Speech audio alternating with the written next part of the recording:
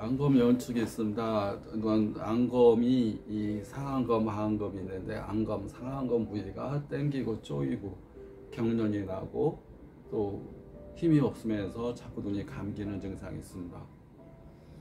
그 원인은 약간씩 다 틀린다. 어떤 분은 바느질을 오랫동안 해서 육체적인 과로가 원인이 되고, 어떤 분은 세밀한 걸 많이 봐서 그게 원인이 되고, 어떤 분은 정신적인 스트레스가 큰 원인이 되고, 어떤 분은 우울증이 심한 상태에서 또 공황장애, 우울증, 정신적인 스트레스 이런 것이 또 원인이 됩니다.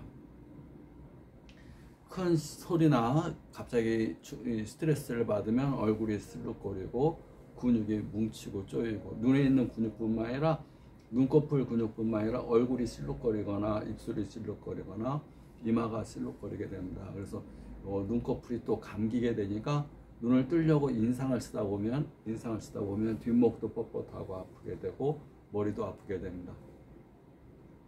안검 연축이라는 병, 나타나는 증상, 최종 증상은 눈이 감기는 겁니다. 눈 둘레 근육의 과도한 긴장과 수축.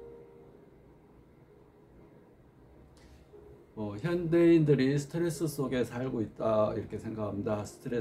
항상 스트레스 속에서 자기 중심을 지키면서 자기가 밸런스를 유지하는 것. 모든 것은 건강은 리듬입니다. 리듬과 균형. 우리가 중용의 의학, 중용의 삶이라고 그러듯이 중간을 유지하는 것, 밸런스를 잡는 것, 균형을 갖는 것, 박자 감각을 갖는 것, 리듬을 갖는 것. 리듬. 우리 공기 중에 이 수많은 진동이 하고 있습니다. 우리 소리를 듣는 것도 진동음을 듣는 거고, 우리가 보는 것도 빛이라는 에너지를 보는 게 아니라 빛에서 진동되는 에너지를, 진동하는 것들, 각막을 때리고 각막을 치게 되면 그것이 망막까지 가서 빛 에너지라는 것은 그냥 불처럼 에너지가 있는 게 아니라 불의 뜨거운 이 빛의 에너지가 있습니다. 에너지라는 특징은 진동을 갖고 있고 또 주파수를 갖고 있고 정보를 갖고 있고 그 안에 생명을 갖고 있습니다. 빛은 생명입니다. 빛이 없게 되면 어두워지고, 어두워지게 되면 습해지고, 빛이 없으면, 빛이 있으면 따뜻한 기운이 있기 때문에 빛이 없으면 음습해지고, 음습해지면 곰팡이가 생기고 생명이 살기 어려워집니다. 빛이 생명의 에너지입니다. 그 빛이 눈에 가서 망막을 치게 되면 빛 에너지가 전기 에너지로 바꾸면서 전기 에너지를 대뇌 후두부로 보내는, 시각 중추로 보내는 작업을 순식간에 해서 우리가 사물을 인식하게 됩니다. 안검 연축의 과도한 긴장과 수축, 대뇌 기저역의 퇴행성 변화. 왜 안검 연축의 과도한 긴장과 수축이 되는지, 긴장과 수축, 경련, 또 눈꺼풀의 무력으로 인한 하수, 눈을 못 뜨는 것. 스트레스가 큰 원인이 되는데, 스트레스 자체가 아니라 스트레스를 받아들이는 나 자신이 이 원인이 됩니다. 내가 스트레스보다 약하면 스트레스가 나를 병들게 하고, 내 스트레스보다 강하면 스트레스는 나를 병들게 하지 않습니다. 나무로 비유하면, 스트레스를 바람으로 비유하면, 약한 바람은 오히려 이 나무한테 성장에 도움이 됩니다. 물을 저 위에까지 올려주는 역할, 흔들림에 의해서 물을 올려주는 역할을 하는데, 이 바람이 태풍이 몰아쳐서 내가 감당할 수 있는 것보다 너무 강해버리면 나무가 부러져 버립니다. 그래서 평상시에 이 흔들림을 통해서 나무가 건강해져야 됩니다.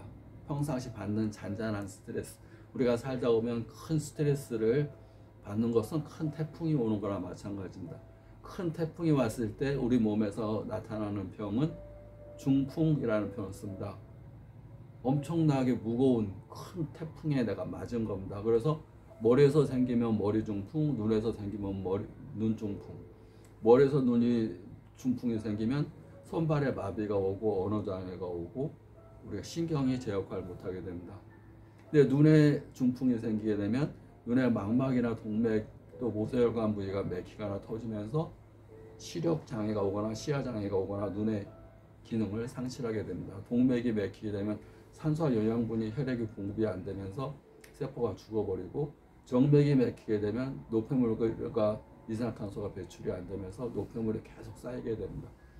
마찬가지로 중심부에 막히게 되면 동맥이나 정맥이나 중심부에 손상이 오게 되면 시력장애, 망막 주변부에 손상이 오게 되면 시야장애가 발생하게 됩니다.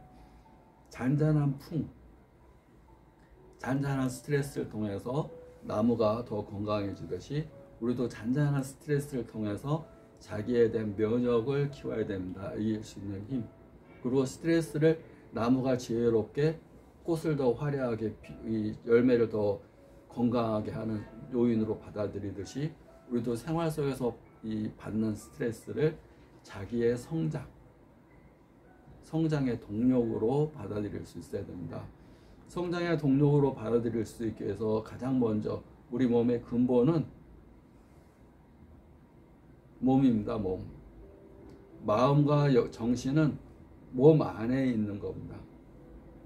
그러니까 몸이면서 마음인 거, 입자이면서 에너지적인 존재가 우리 자신이기 때문에 입자는 형태를 지닌 거, 물질적인 거, 우리 몸이고, 에너지는 이 물질 안에 있는 거, 정신적인 거, 마음적인 거, 이것이 에너지입니다.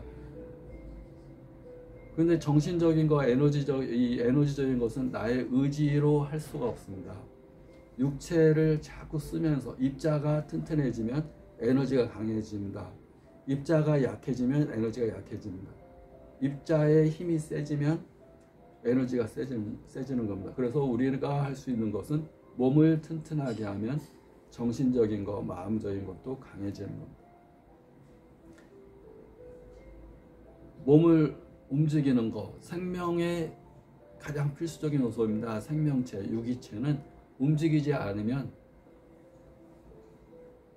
피와 영양분을 공급받을 수 없습니다. 내가 시체처럼 누워있으면 온몸의 혈액순환이 안 되는 기초대사량밖에 안 됩니다. 기초대사량은 아무것도 안 하고 누워있을 때 소모되는 가장 최소한의 대사량.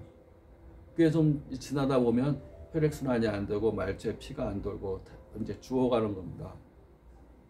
기초대사량을 높이는 것, 그것은 우리가 나무를 흔들듯이, 바람이 나무를 흔들듯이 내가 몸을 흔드는 동작, 운동입니다.